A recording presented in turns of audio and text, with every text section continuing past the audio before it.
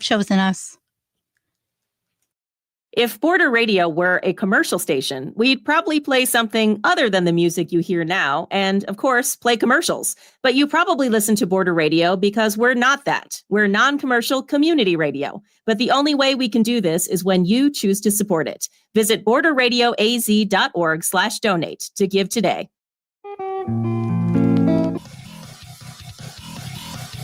What's up, Yuma? I'm Johnny. And I'm Ronnie. And on today's program, we are going to be joined first by YPD, that's Yuma Police Department's Chief of Police, Chief Thomas Garrity. Wow. We're going to talk to him about Yuma and keeping Yuma safe, as well as Moses Camarena from the AWC Foundation Hall of Fame. He was just inducted. Very, very cool. Talk to him about how it feels to be a Hall of Famer. Famous. So stay with us for What's Up Yuma Radio, beginning right now on KOFA 94.7 FM. And streaming online at borderradioaz.org and on the KOFA app.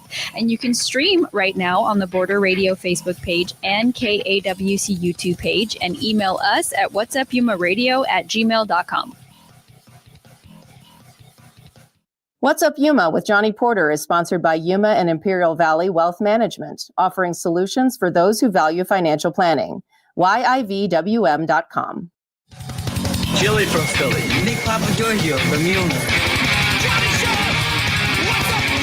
What's up, Yuma? Welcome to another episode of What's Up Yuma Radio. I'm Johnny. And I'm Ronnie. And on today's program, you get Ronnie and Johnny. For a while. For a little bit, I guess, right now. Yeah. The rain. Yeah, go ahead. The rain. I can't stand Our first guests are late. Yes, and they have the use of sirens and lights, and I'm kind of disappointed that they haven't used those lights and sirens to get to the show. We're not that important. What is that? What does that show about our character? Because I was thinking the same thing. Like, I was like, if I had a car capable of sirens and I was running late, I would just use it. Like, is that bad character? I don't know, but see, here's the thing. This is an important job, right? This is an important show. Like, they should have the ability or the right to use it to get over here. That's what I'm saying.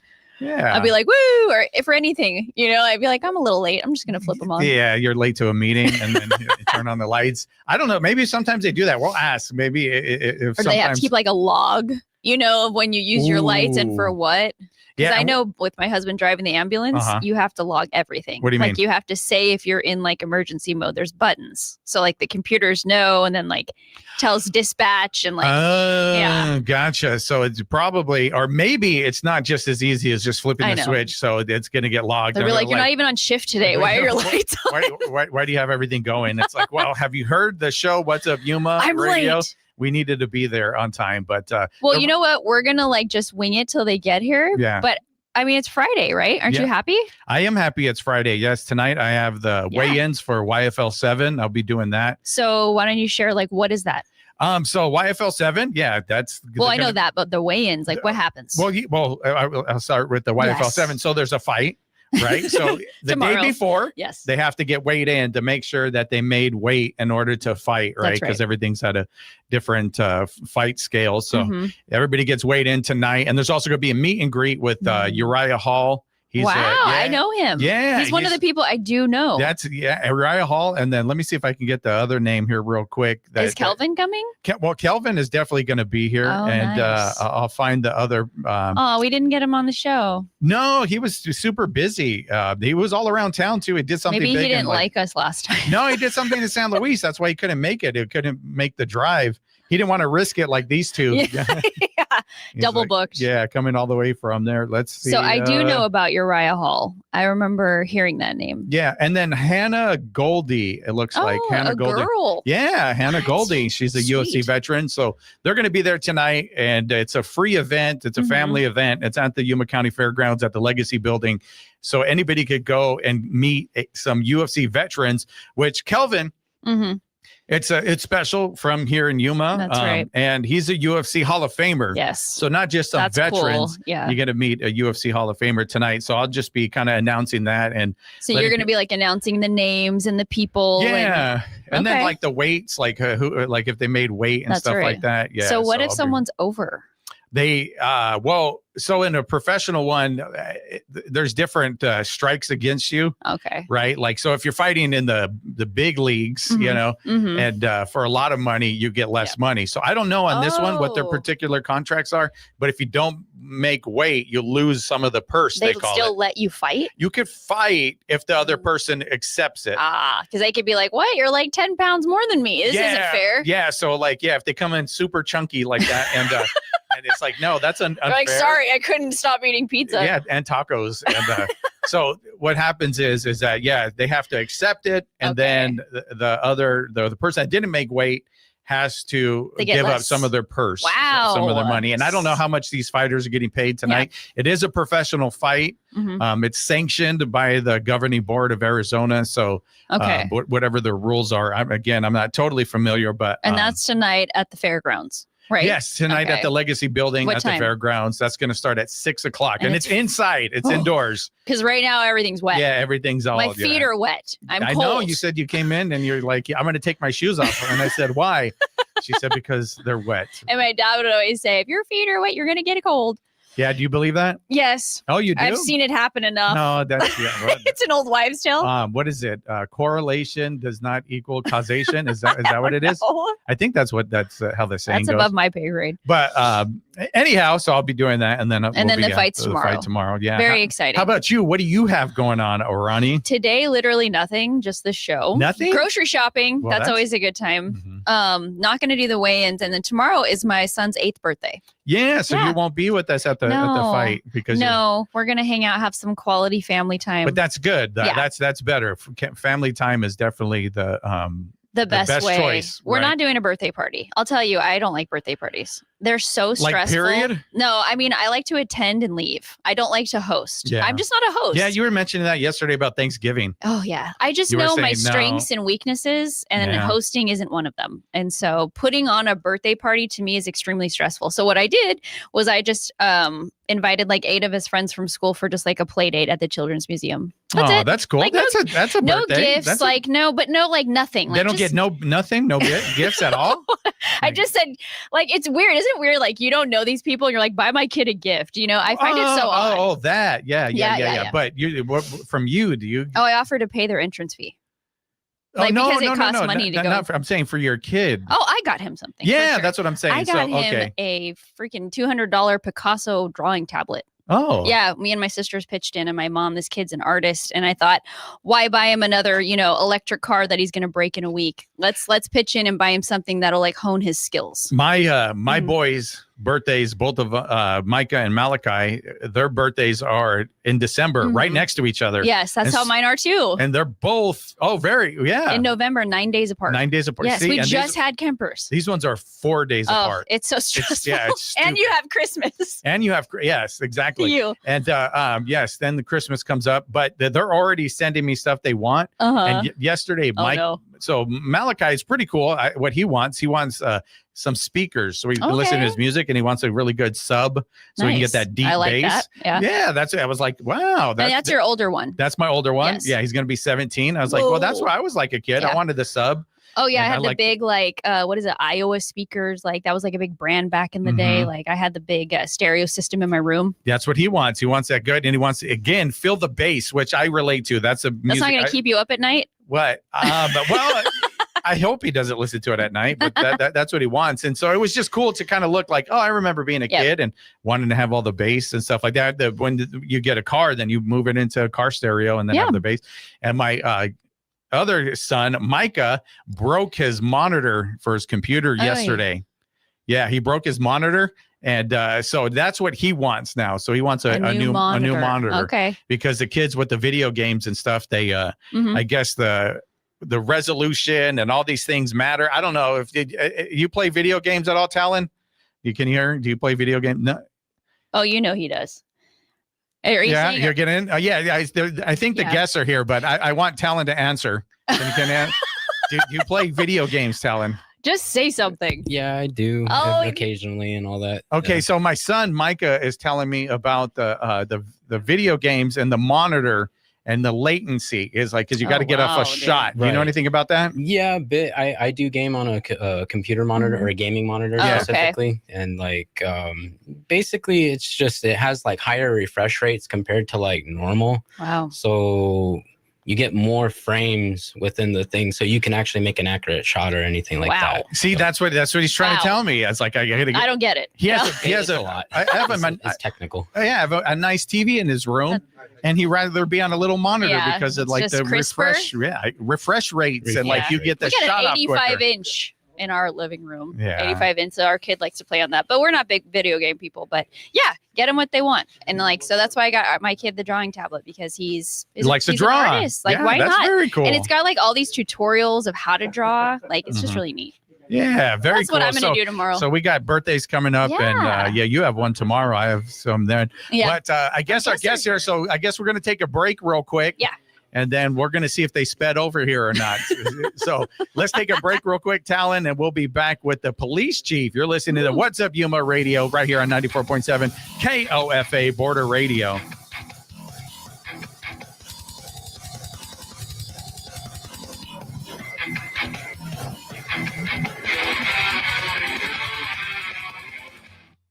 The Yuma Crossing National Heritage Area's Christmas at the Crossing will be alive with holiday lights at the Colorado River State Historic Park on December 19th and 20th. The event will feature food, live entertainment, light shows every hour, and express train rides. More information and tickets are available at yumaheritage.com. You're tuned to 94.7 FM. I'm Juan Garcia from the KWC Newsroom. Showers are in the forecast and a flood watch is in effect for Yuma today with the high near 62. A low around 56 later this evening.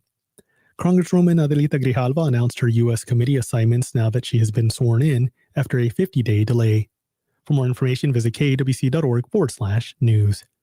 Stay tuned for more What's Up Yuma with Johnny and Ronnie on 94.7 FM, KOFA Border Radio. This is folk singer Michael Jonathan. We've got Canadian master guitarist and songwriter Matt Anderson on this week's broadcast. And from Asheville, North Carolina, the operatic voice and banjo of Elizabeth McCorvey. Plus, an amazing Wood Songs kid on this week's broadcast of the Wood Songs Old Time Radio Hour. Tuesday evening at 7 on KOFA Border Radio 94.7 FM. I'm Chris Wheeler, owner of Prison Hill Brewing Company. I support KAWC because I think KAWC brings a service to the community that you don't get on commercial radio. You have news, you have entertainment, you have things like Science Friday.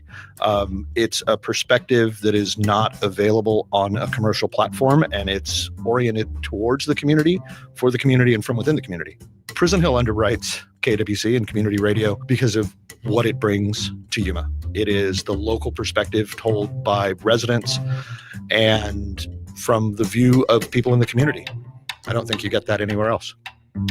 Supporting KAWC really does bring a service that is not available elsewhere. It's a worthy endeavor, and I think that will just feed back and make Yuma a better place. I'm Chris Wheeler, and I support KAWC.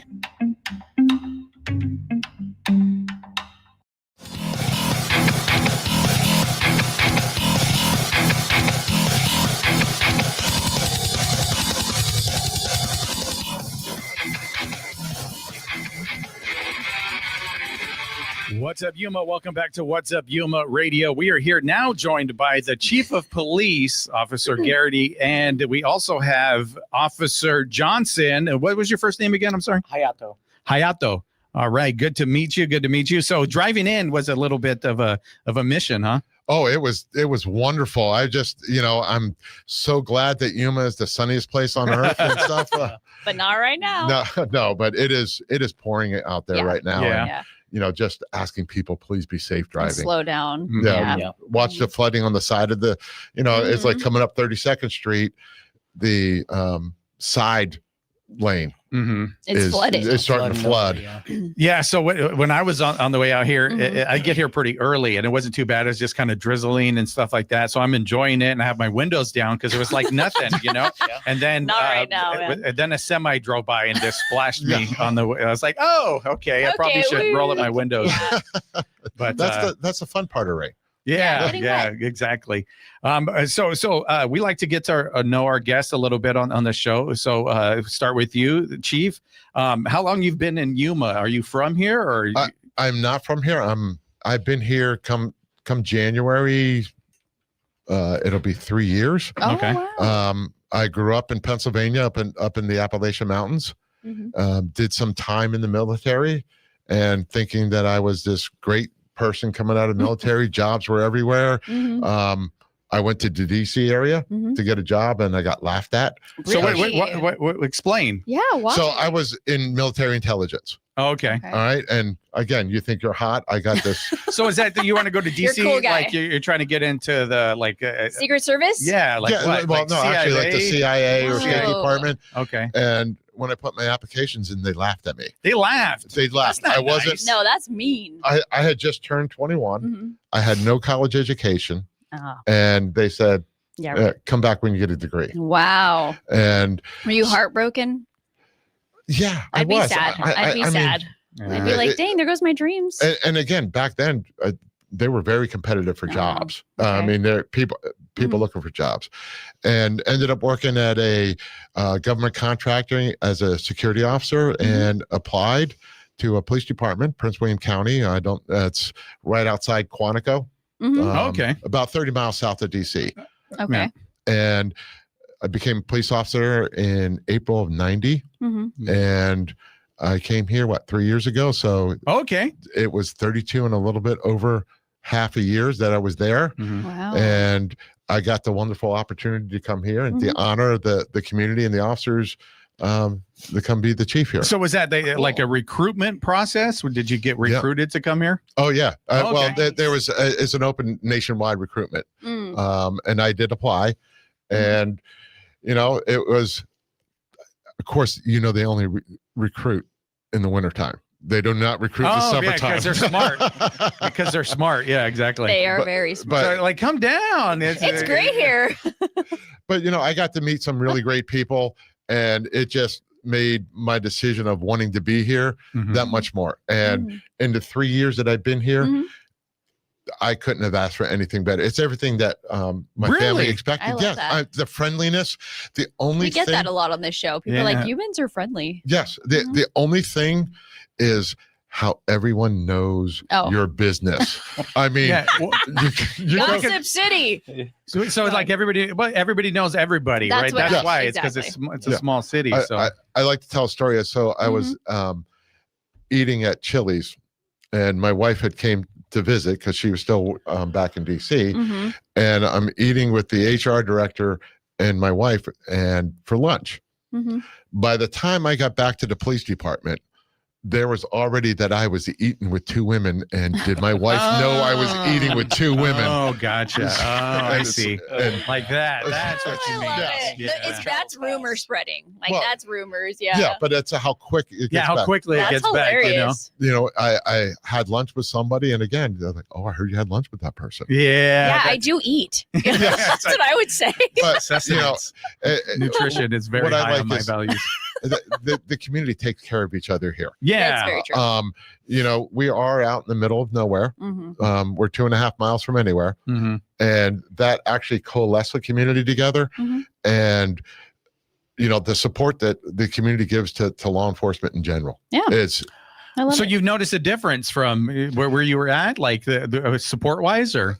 So when I first started, a lot of support, but as the demographics changed over the years, that completely changed as far as what they thought of the police. And it wasn't anything differently. It was just what people's experiences. And I remember I met with somebody at a Chamber of Commerce meeting, and she walked up to me and she said, "I used to hate police. Wow. I grew up in Richmond, Virginia. Then I moved to Vegas, and I've only had negative contact with police."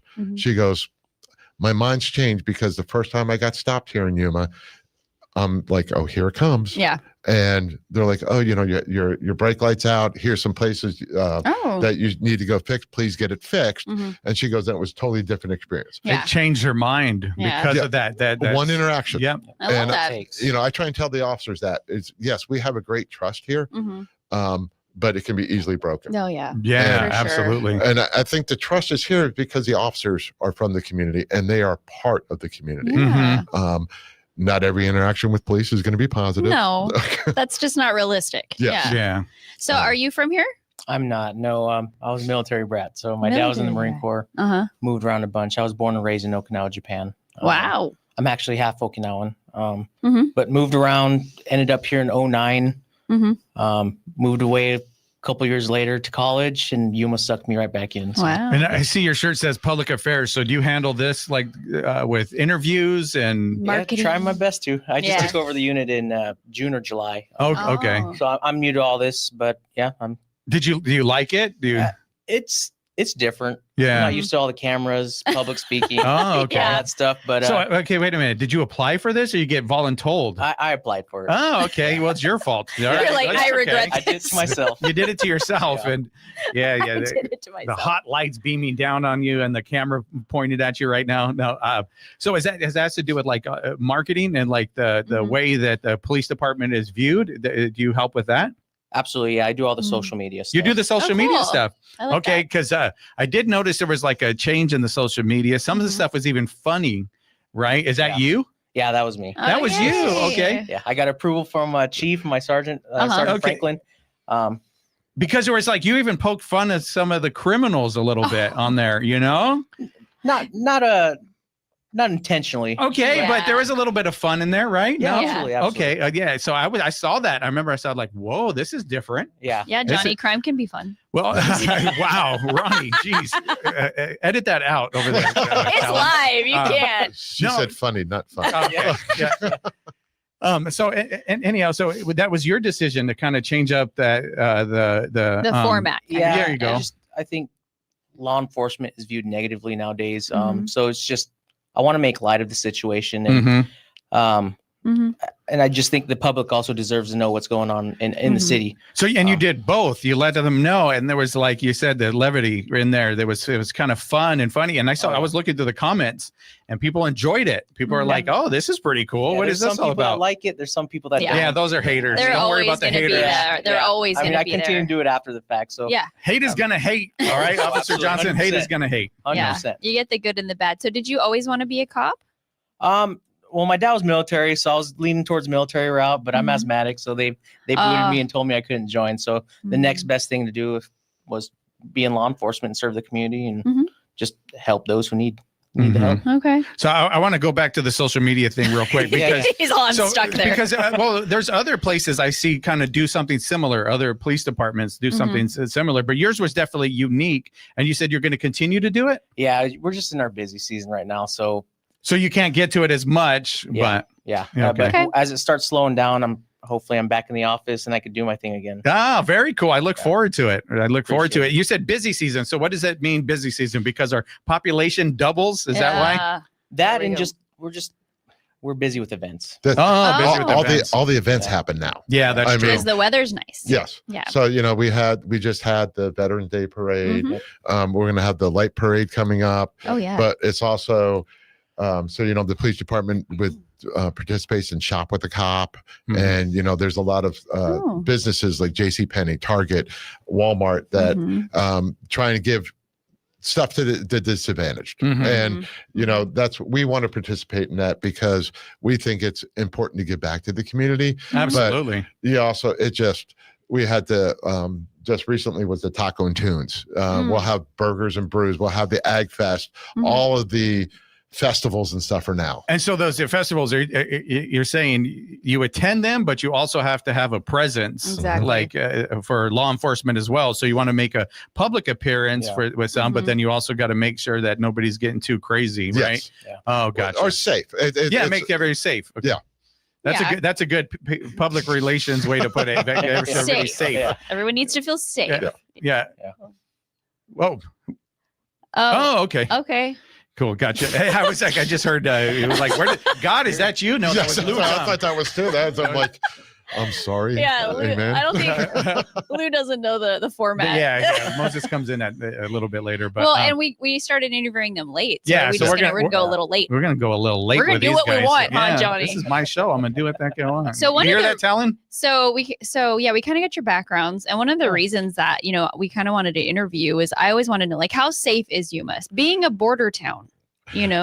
Okay, so it was really funny. Is the mayor comes to me and he sits there and says, "I think there's a lot of uptick in gun violence." When I first got here, and that was only 3 years ago, right? Yeah. And I'm like, okay, let's run the gun stats. Mm-hmm. And they come back, in the past 8 months, we've had 58 cases with where somebody shot a gun, whether it was at a person or just shot a gun. Sure.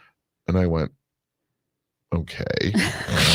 That's not a lot? Or? No, it's not. Okay. And I'm like, that's not a lot. And they're like, oh, for Yuma, it is. Yeah. And, that should tell us everything is, yes, we are a border town, but understand I'm going to go back to the community. This community relies on agricultural workers. We rely on workers that cross the border every day. They have their visas to come over, and they don't want problems coming over. So they're going to police themselves. Okay. And, that the city has some ordinances that prevent us looking like El Paso or Eagle Pass. And we do a good job at that here.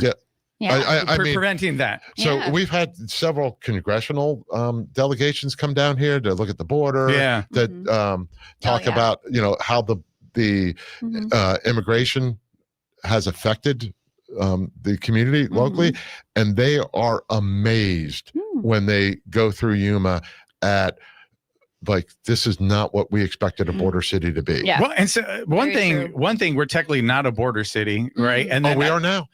What do you mean? What happened? What changed? But the city now is within a half mile of the border. Okay, so that's that constitutes it. And then the only reason why I say that is talking to people from San Luis, they get upset when you say that. Like I've learned that. Like I've interviewed people from San Luis. They said Yuma's not a border city. Stop saying that. It's like, okay, I will. I promise.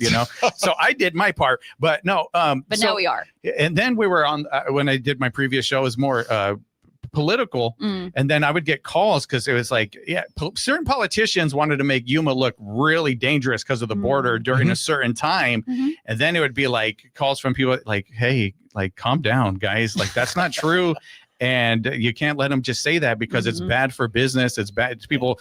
So people would get calls, like, oh my God, how is it in Yuma? My goodness, it's like, no, not it's really. fine. Like, it's great. Like, when people think of crime, they're thinking of homicides. I mean, that's the first thing that comes to mind. And understand, Yuma is pretty much between, I'll say 12 or 13 at the high. Last year we had a low of 2. Holy smokes. Here's the thing: homicides a lot of times are domestic related, or that it's somebody who they're personal. Exactly. And while we can try and prevent homicides as far as the domestic goes, with us working with Amberley's Place, with our officers doing, the great job that they do, as far as making sure that victims receive the services, or at least afforded the services, and then the prosecutor's office to make sure that they're held accountable for it. We can never, it's the difference between love and hate. For sure. It's in line. But, as far as the property crimes, the drugs and stuff like that, it has steadily been going down. Down. Well, look at, he brought stats. Yeah, I see. And I see the arrow going down. Yeah. Which camera? Which camera? Oh, there it is. Yeah, and these, so it right now, we're down overall 20% from last year. See, I believe that, 100% believe it. And so, like, I do social media for a living, and then I know how social media could be. And then when people see something like a report or a press release about it, and the comments, Yuma's getting so bad. It's like, so like people would start commenting that. I was like, you guys like do any research at all? Like, of course they don't. No, of course, no, they don't. They just go see something. They're like, ooh, scary. Yeah. Yuma's getting like Houston, and we're gonna be like St. Louis and stuff like that. And it's like, no, we're not. No, we're not. That's not even true. But you see something, you get affected by it emotionally, because that's what social media does. Yeah. And then they create this picture that's not true. Yeah, and well, they also may be looking up the stats in the wrong spots. Okay. Yeah. So the state police or Department of Public Safety actually has a website that we report to every month. Okay. And then they update the stats. Those are the official stats. Okay. There's some, I remember the one stat about how Yuma's a D- for living because of all the crime, and it's like, what? Why? Yeah. Well, the other thing that we're trying to figure out is how, and this isn't talking with the state, is so they base it upon population, crimes per thousand. Oh yeah. Okay. Yeah. And so it's like, for 6 months out of the year, we got 250,000 people living in the Yuma area, and you're judging us by 100,000. Oh, gotcha. And so, for this to be going down is great, because that just shows the hard work that the officers are doing. I know early on the radio show, somebody goes, "Oh, you're not, you may not be patrolling the neighborhoods." They are, as much as they can. These officers are dedicated every day. Our detectives are dedicated at solving these crimes and putting the people behind bars that need to, and working with the prosecutor's office. And I know the prosecutor's office, the county attorney, the city attorney, they work hard. I will say that I had an interaction recently. My son was hit on his bike by somebody, and within a day it was like solved, like who did it, what really happened, like everything was settled. So I was actually shocked that it was that fast. It was seriously within like 24-hour turnaround. So we have a lot of technology that we're using. We have license plate readers, automated license plate readers. We have the drones. Yeah, I just saw that drones just in the article recently, where somebody was stabbed and their bike was taken, and the perps were found using a drone. Yes. Can you explain? Like, how does that work? You don't have to get specific on that one, but how does that work? Well, basically, we're trying to get to the point that we have drones available 24 hours a day to the officers. Okay. So right now it's Sergeant Patterson is our drone expert, and he has a couple people that work with him on the drones, and they are very dedicated, that they're listening to the radio, and if they hear a call go out, they'll dispatch them, huh? They'll dispatch themselves to get there and put the drone up and get the drone up. How many drones do you have? 9. 9. Okay. So some of them are specific. So we have kite, they call kite drones. The drones are up on a string. Okay. They can go so far up, and we use them at events. We use them for traffic accidents, and we'll use them in a static crime scene. Okay. And it helps with our other technology to be able to do 3D mapping of crime scenes. Wow. This is cool. We do have some free flying drones, and then indoor drones. So that, like, if we have for our set team or SWAT team, that they can actually deploy drones inside the house.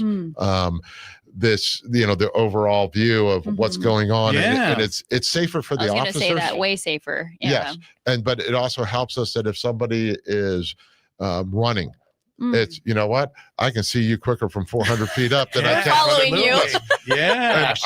As you get older, going over those walls is not as easy. I can't even do it now. What are you talking about? So it's like, criminals, if you're listening, it's going to get harder and harder to get away with these crimes with this stuff. Just quit running. One of the problems we do have, though, is that some of the best drones are Chinese made.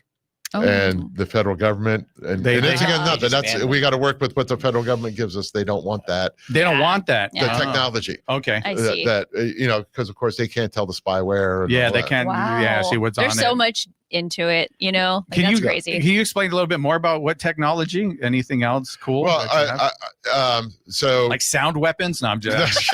Do we have robots coming? Actually, we do have robots. Oh my god! I was joking. But no, it's not the robot that you see. Megan 2.0. I just watched that movie. That's funny. I did. It was okay. I like. I haven't seen 2.0. I saw the first one's one, way better. but... Yeah. Anyways, okay, so you don't have Megan. We don't have who Megan. Do you have? Okay.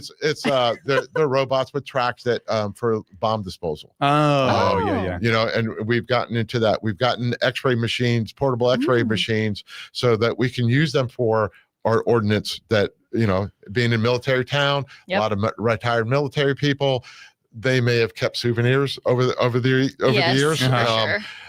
But we also, because of being on the border, that if we have a suspicious vehicle, instead of having to take that vehicle and move it to a shop to get dismantled, we actually have the X-rays that we can take X-rays of it and see what's going on. Yeah. All of our officers have, we've issued them all iPhones.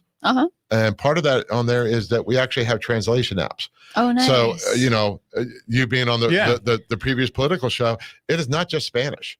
The people coming across the border from all over. Wow. Yeah. French. We were covering it. Wow. French, Africa. Yeah. And then, you know, one of the things that we're working is for the ADA is sign language. Okay. That, you know, when we're on the side of the road, we're doing a traffic stop. The officers can actually go now and have a sign language interpreter right there and FaceTime them. Wow. I like that. Yeah, so that's, I mean, some of the technology we're working with. We're looking at now is AI automated or AI generated reports to help officers get on the street quicker. You know, because they could spend up to 2-3 hours on a report. Yeah. But it's just basically taking everything that's going on the body camera. It generates a report. Yes, the officer has to go there and check it and everything else. Yeah, make sure everything is right. And then, you have the video to back it up and everything. So gotcha. And we're looking probably to be deploying that in the February timeframe. Right now it's all about money. So it always is. You can donate it to 1-800. But it's the world and technology is advancing so quickly. If we have criminals who do it, we need to be doing it too. And we're always going to be 2 steps behind on that. But we are looking at ways to innovate. And one of the things that we look at is, you know, we can't arrest our way out of crime. I mean, I can lock up the same person 20 times, but we're trying to look at what the root cause of it is. And, you know, recently in October, we started a co-responder mental health unit. Okay. We've teamed up with fire department and with the mental services. We have officers in the fire department going out to mental health calls to, instead of arresting them, putting them in jail. It's, hey, you know, if they commit a crime, they commit a crime. Sure. And they've got a, but you know, we have mental health court, which can help with the diversion, but is the follow-up with them after. And, you know, like, why does this keep happening? Like, figure it out. Are you going to see your doctor? Exactly. Hey, is there stuff are you on your meds? Stuff like that. And I can tell you that the response from the community on that has been great. Good. The provider CBI and our other mental health providers have openly embraced this. Good. And the officers who volunteered to do this, they have special training. They're like, oh, we thought we get maybe 2 or 3 calls a week. Oh, no. They could be working 16 hours a day and still not even do it. And they're dedicated. And, you know, the officers usually work like 7 to 5, the 10-hour shift. Well, last night, one of the officers just happened to notice that this person that they had been trying to contact had come up, and this is at 6 o'clock at night. He goes in and says, we'll take care of this, because they care. And a lot of times somebody just wants to be heard. They just need to talk. Absolutely.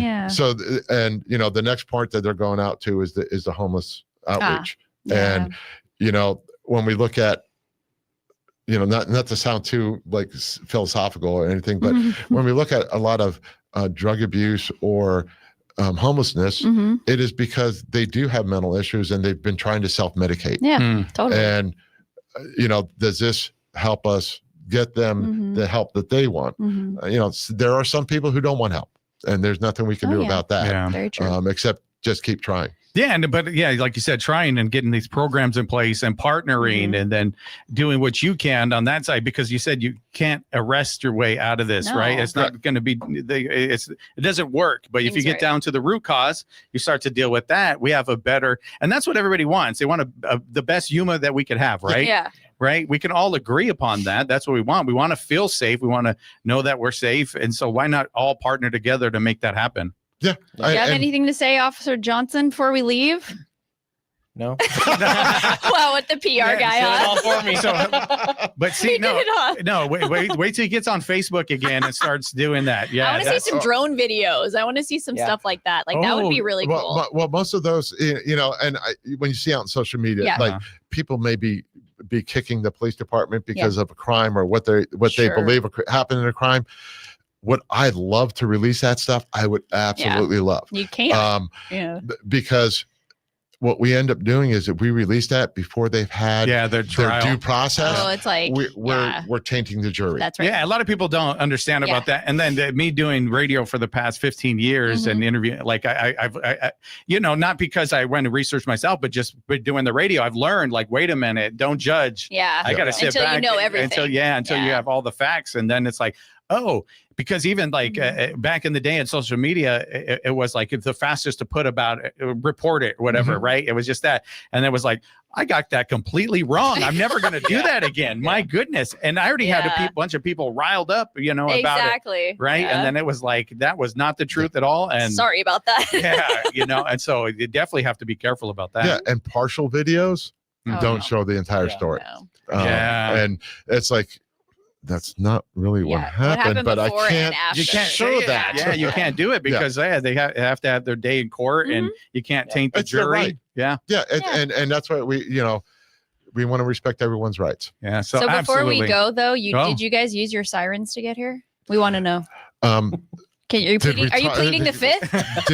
Okay. Are you asking if we had discussions about doing it? Sure. You're like, should we? Do you want to? That's how we open up the show. It's like, are we important enough that they had to flip on the sirens? Like, we're going to get there no matter what. We're going to do this show. It was discussed. Oh, it wasn't, but I'm guessing it didn't happen. You guys are the best. Well, come back anytime. We'll have to get you on. We have a little bit more time, and it's not raining in the sunniest place on earth. But once again, thank you guys so much. We're going to take a break, and we'll be back with Moses, who has just been inducted into the Hall of Fame right here at AWC. We're going to talk to him about that. Nice. Right after this quick break. You're listening to What's Up Yuma Radio right here on 94.7 KOFA Border Radio.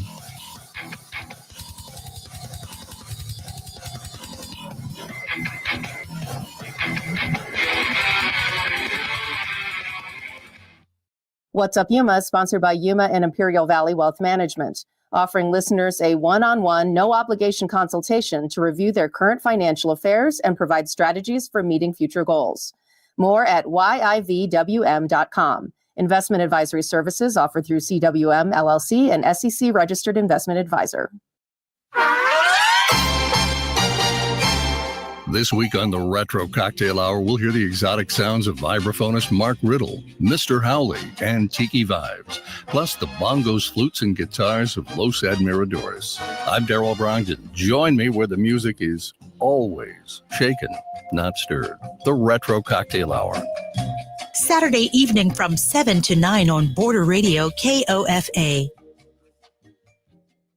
For KAWC News, I'm Cisco Stargazer, Education Solutions Reporter. At AWC, accessing feminine hygiene products can be a bit of a challenge for some students living on campus. At least that's what nursing professor Tracy McDonald learned recently. One of them told me that she had to DoorDash period products, and it cost her $35 to get a box of pads delivered, which should be, $6, $7, but ended up having to spend an exorbitant amount of money just because she didn't have them on hand. And that's how AWC's Nursing Honor Society ended up donating a wagon full of menstrual products for students at the Cubby Wednesday. The Cubby, located in Matador Activity Center, room 178, is a discreet food pantry and closet for students needing a little help. If you are a student you know might benefit from the help, Student Care Coordinator Adrienne said, students can visit the Cubby Monday through Thursday. We're typically open from 10 to 2, and we have a QR code outside the door if it is closed so that one of us can come down if it is an emergency. For KAWC News, I'm Cisco Stargazer. Ballet Yuma will present The Nutcracker December 12th through the 14th at Snyder Auditorium. The performances will include a sensory-friendly presentation on December 13th. More accessible to a neurodiverse audience, it will feature lower volumes, less light contrast, and audience behavior flexibility. All performance details are at balletyuma.org. This is folk singer Michael Jonathan. We've got Canadian master guitarist and songwriter Matt Anderson on this week's broadcast. And from Asheville, North Carolina, the operatic voice and banjo of Elizabeth McCorvey, plus an amazing Wood Songs kid on this week's broadcast of the Wood Songs Old Time Radio Hour. Tuesday evening at 7 on KOFA Border Radio 94.7 FM.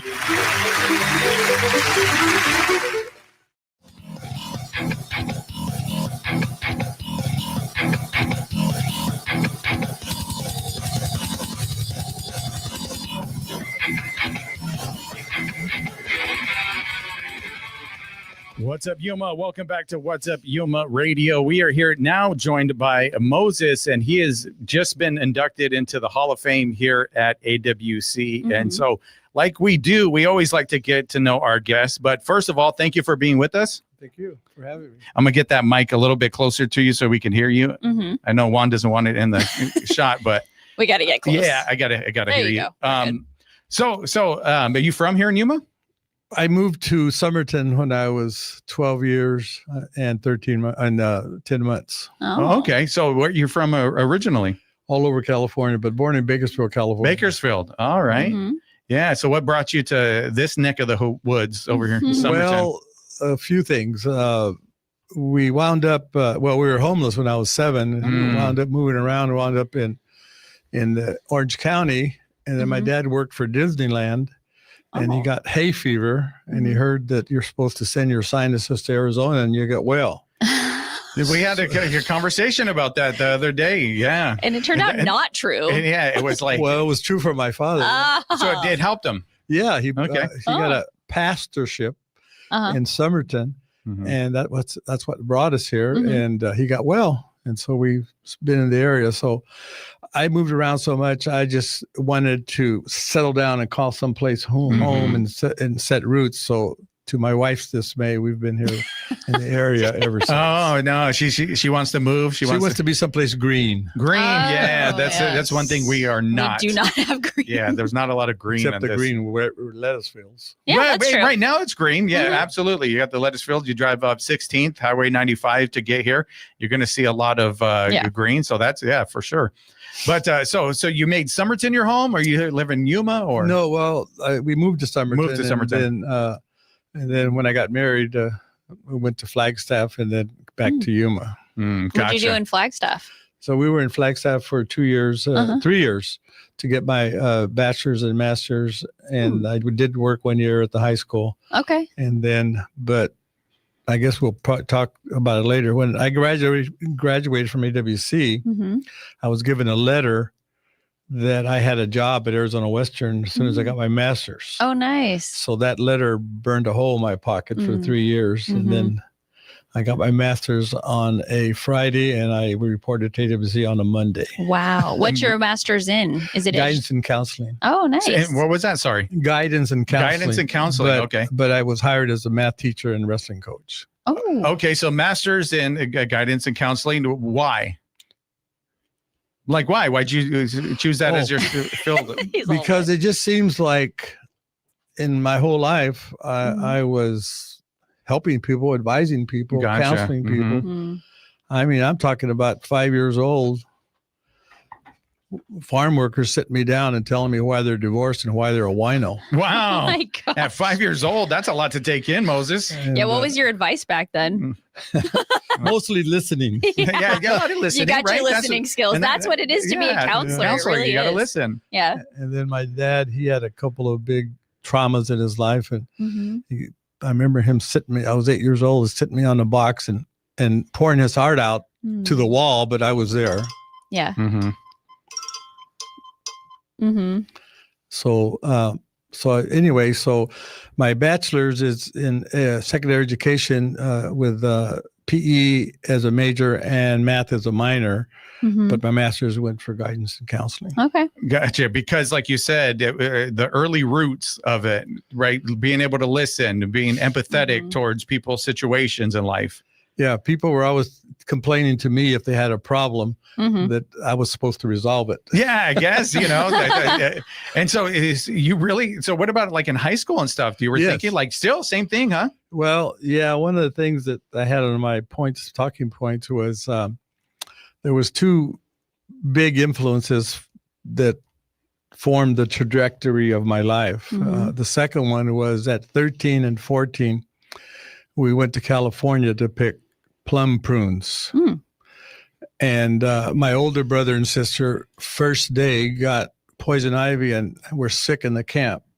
So me at 13, I was the oldest and the crew boss for the family. And at 14 again. And so I was organizing my whole family how to pick prunes fast so that we wouldn't. That's what they call the plums that become prunes. Okay. They call them prunes, even though they're fresh. Yeah.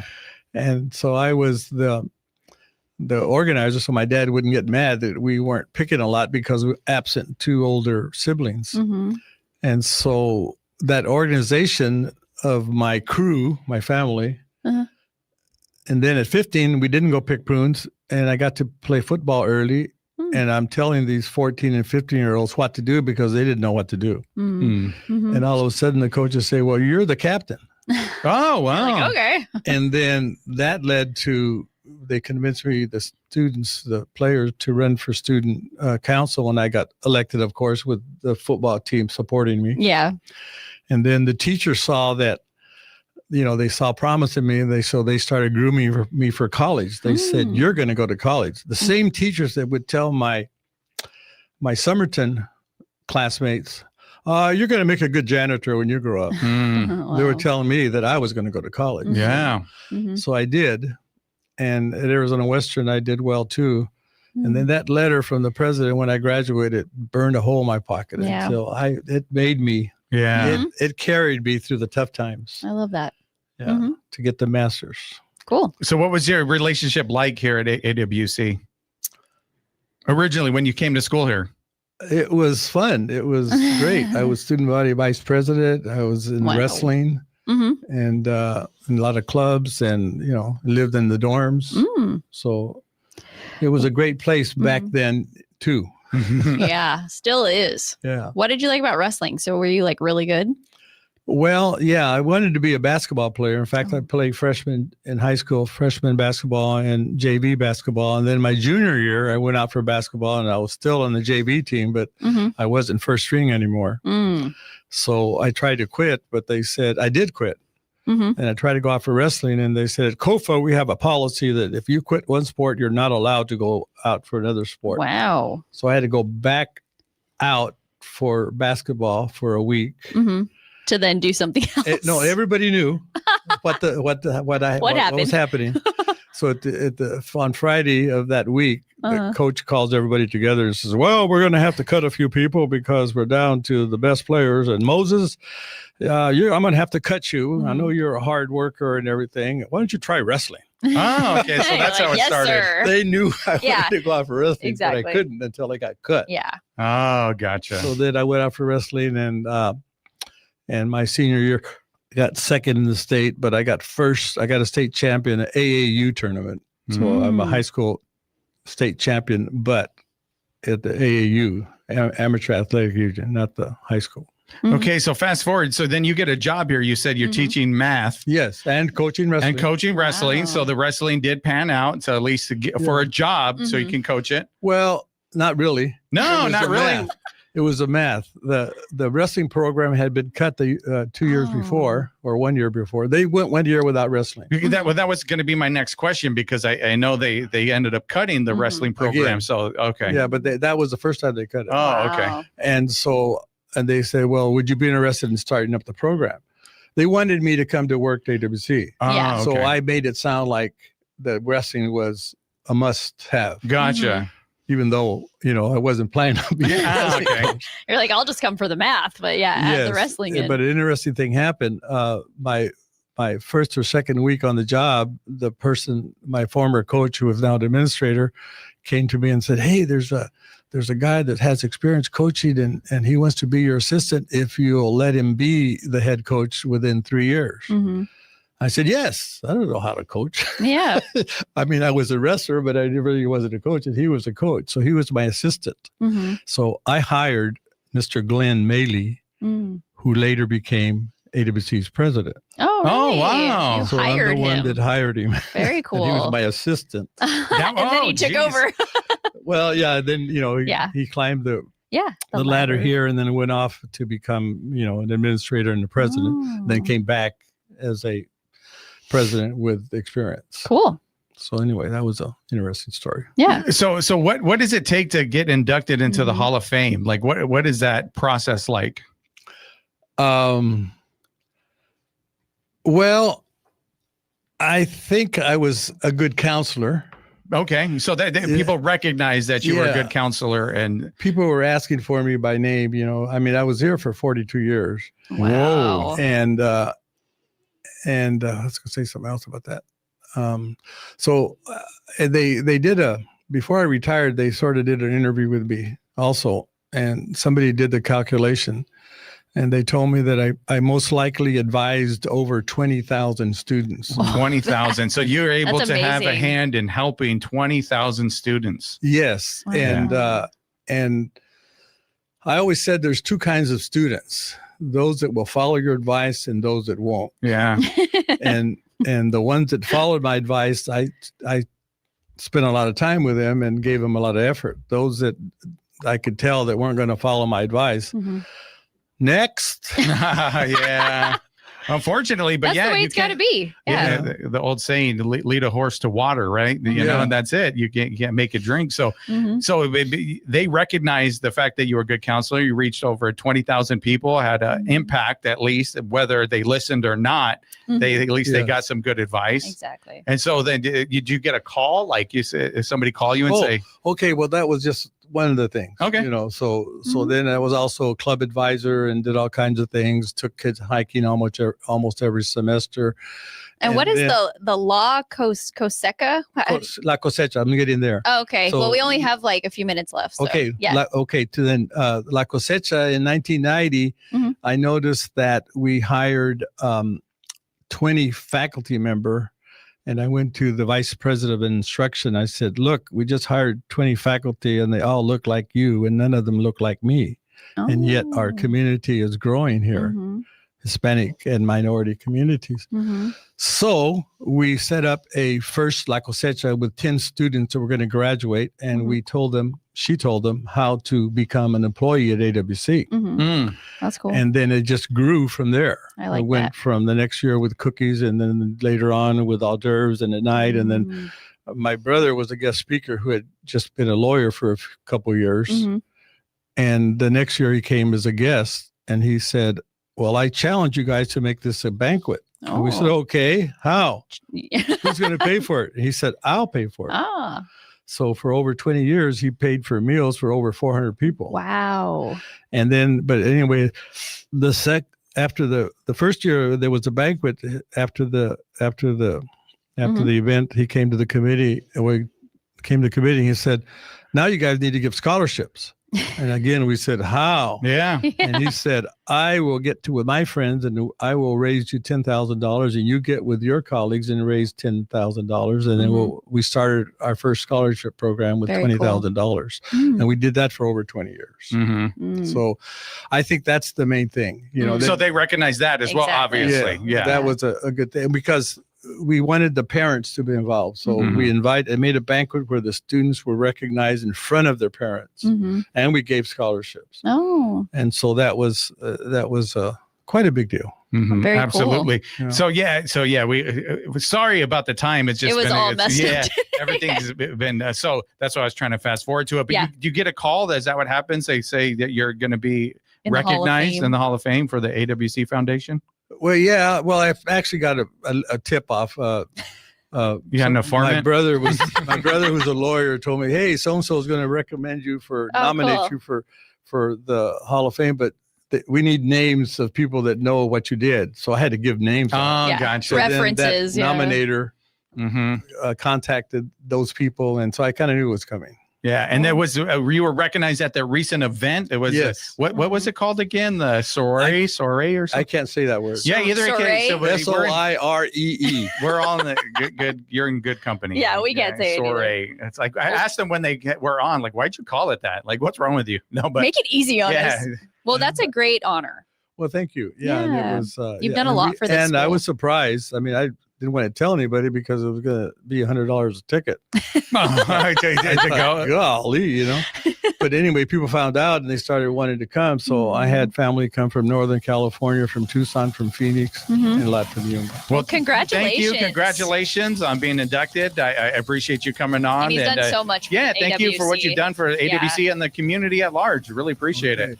Thank you. All right. And with that, What's Up Yuma Radio is a production of KAWC, Colorado River Public Media. We broadcast from the studios in the Matador Activity Center at Arizona Western College in Yuma. We want to thank our engineer, Talon Gonzalez, along with Anthony Ornales, Juan Garcia, and Dave Reek. And you can find out more about KAWC at kawc.org, on Facebook at KAWC Radio, and on the KOFA app. And stay tuned following our program for KOFA Midday Music. And on the next program on Monday, we have Jeff Bird. I think he's going to be talking about food bank stuff, but he's from Avenir, and as well as Pastor Tyrone Jones, who wrote a book recently. Oh, sweet. And you can listen to the podcast version of our program and check out past episodes anytime at kawc.org/podcast/What's Up Yuma Radio, and email us if you want to be a guest at whatsupyumaradio@gmail.com. All right, and everybody be safe out there. Yeah, slow down. It's raining. Yeah, slow down. And get those sandbags. Sandbags are at my house, so I got to go check on that right now. Yeah. Bye. Bye. What's Up Yuma with Johnny Porter is sponsored by Yuma and Imperial Valley Wealth Management, offering solutions for those who value financial planning. YIVWM.com. This is Border Radio, KOFA Yuma. We can be heard on a radio at 94.7 FM and 1320 AM, on a computer at kawc.org, and on your phone with the KOFA app. We have been a service of Arizona Western College for more than 55 years. The Yuma Rotary Club will present the 67th annual Walt Kamen Sausage Fry starting at 4:30 on December 5th at the Yuma Civic Center. The event, which will include music and prizes, supports local scholarships administered by Yuma Rotary. Event details and tickets are available at yumarotary.org. BBC News.